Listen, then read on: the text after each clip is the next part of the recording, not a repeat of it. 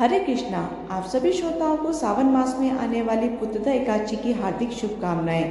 महादेव और भगवान विष्णु की कृपा से आपकी हर मनोकामना पूरी हो और आपका जीवन सुख, समृद्धि और शांति से भरपूर रहे। तो आइए श्रोताओं, इसी मनोकामना के साथ पुत्रदा एकादशी की कथा का श्रवण करते हैं। श्री युधिष्ठिर कहने लगे, हे भगवान, मैंने श्रावण माह के कृष्ण पक्ष की कामिका एकादशी का सविस्तार वर्णन सुना है। अब आप मुझसे श्रावण मास में शुक्ल पक्ष एकादशी का क्या नाम है, इस व्रत को करने की क्या विधि है तथा इसका महात्म्य कृपा करके कहिए। मधुसूदन कहने लगे कि इस एकादशी का नाम पुत्रदा एकादशी है। इस एकादशी को पवित्रा एकादशी के नाम से भी जाना जाता है और पुत्रदा एकादशी का व्रत करने वाले व्यक्ति को पूजा करने के बाद श्रावण पुत्रदा एकादशी व्रत की कथा भी जरूर सुननी या पढ़नी चाहिए। ऐसा करने से व्रत पूर्ण होता है और मनोकामनाएं भी पूरी होती हैं। अब आप भी शांति पूर्वक इस कथा को सुनिए। इसके सुनने मात्र से ही वाजपेयी यज्ञ का फल प्राप्त होता है। द्वापर युग के आरंभ में महिष्मती नाम की एक नगरी थी, जिसमें महिजीत नाम का राजा राज्य करता था। लेकिन पुत्रहीन होने के कारण राजा को राज्य सुखदायक नहीं लगता था। उसका मानना था कि जिसके संतान ना हो उसके लिए यह लोक और परलोक दोनों ही दुखदायक होते हैं। पुत्र सुख की प्राप्ति के लिए राजा ने अनेक उपाय किए, परंतु राजा को पुत्र की प्राप्ति नहीं हुई। इसी चिंता में राजा सदैव दुखी रहता था। वृद्धावस्था आती देखकर राजा ने प्रजा के प्रतिनिधियों को बुलाया और कहा, हे प्रजाजनों, मेरे खजाने में अनायास से उपार्जन किया हुआ धन नहीं है, ना मैंने कभी देवताओं तथा ब्राह्मणों का धन छीना है। किसी दूसरे की धरोहर भी मैंने नहीं ली। प्रजा को पुत्र के समान पालता रहा हूँ। मैं अपराधियों को पुत्र तथा बांधवों की तरह दंड देता रहा। मैंने कभी भी किसी से घृणा नहीं की, सबको समान माना है। सज्जनों की सदा पूजा करता हूँ। इस प्रकार धर्मयुक्त राज्य करते हुए भी मेरे पुत्र नहीं है, सो मैं अत्यंत दुख पा रहा हूँ। इसका क्या कारण है? राजा महिजीत ने इस बात को विचारने के लिए मंत्री तथा प्रजा के प्रतिनिधियों को वन में भेजा।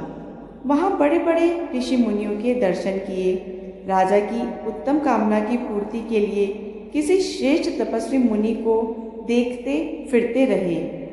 अंत में एक आश्रम में उन्होंने एक अत्यंत वयोवृद्ध धर्म के ज्ञाता, बड़े तपस्वी, निराहार, परमात्मा में मन लगाए हुए, जितेंद्रिय, जितात्मा, जित क्रोध, सनातन धर्म के गूढ़ तत्वों को जानने वाले, समस्त शास्त्रों के ज्ञाता महात्मा लोमश मुनि को देखा, जिनका कल्प के व्यतीत होने पर एक रोम गिरता था।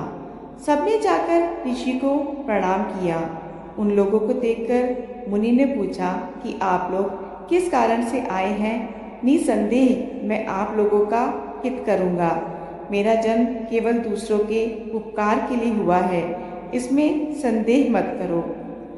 लोमश मुनि के ऐसे वचन सुनकर सब लोग बोले, हे महर्षि, आप हमारी बात जानने में ब्रह्मा से भी अधिक समर्थ हैं, अतः आप हमारे इस संदेह को दूर कीजिए। महिष्मती पुरी का धर्मात्मा राजा महिजीत प्रजा का पुत्र के समान पालन करता है, फिर भी वह पुत्रहीन होने के कारण दुखी है।